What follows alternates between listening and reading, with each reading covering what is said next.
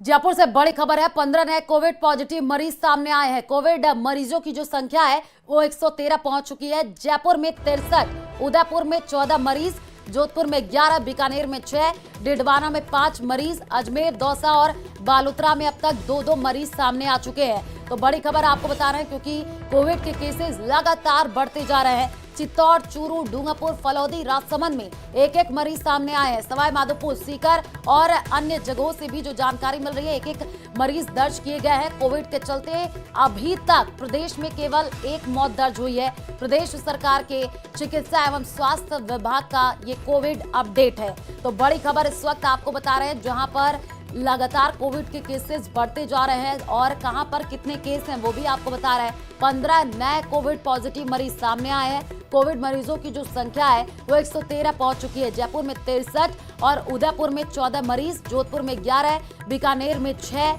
तो बड़ी खबर इस वक्त आपको बता रहे हैं, कोविड के केसेस लगातार बढ़ते जा रहे हैं। स्वास्थ्य विभाग पूरी तरीके से अलर्ट मोड पर है। लोगों से अपील की जा रही है कि मास्क लगाए और भीड़ भाड़ वाले जगहों पर ना जाए। डिकॉय ऑपरेशन के तहत अलग अलग फैक्ट्री को सीज भी किया गया। केकड़ी उपखंड के साथ ही अलग अलग क्षेत्र में ये कार्रवाई लगातार जारी है और इस दौरान 16 फैक्ट्री को सीज करने की कार्रवाई की गई है। वहीं 12 फैक्ट्री मालिकों के खिलाफ अब तक मुकदमे दर्ज किए गए हैं। कृषि विभाग के कार्यवाहक सहायक निदेशक ने यह बताया कि कृषि अलग अलग स्थान पर छापेमारी की गई है। उन्होंने कहा कि इन सभी फैक्ट्रियों में मिलावटी खाद तैयार की जा रही थी और सीमेंट के कट्टे, मार्बल के चूरा सहित अलग अलग कई ऐसी अवैध सामग्रियां पाई गई जिससे खेत खराब किया जा सकता और फसल नष्ट हो सकती है।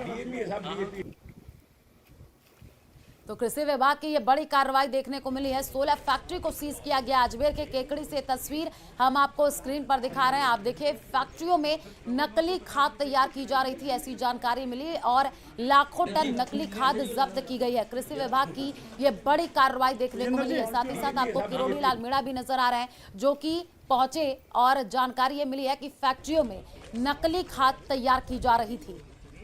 इसमें हमने अब तक 16 फैक्ट्रियों को सीज किया है और जिसमें 12 की एफआईआर दर्ज करवा दी है, बाकी की प्रोसेस में चल रही है।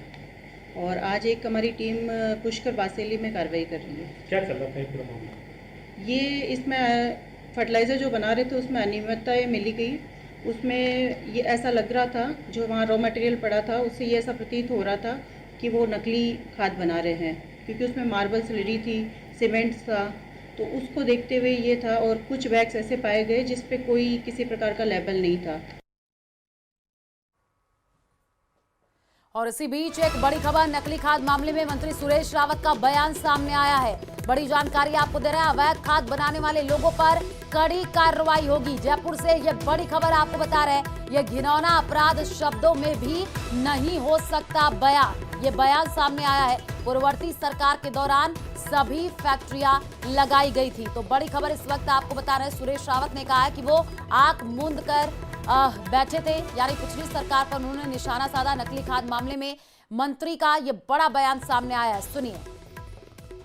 देखिए, बिल्कुल निश्चित रूप से ये एक किसानों के साथ बहुत बड़ा धोखा है, उनकी आजीविका की हत्या करने जैसा काम है। ऐसे लोगों के खिलाफ जितनी कठोर कार्रवाई की जाए उतनी कम है।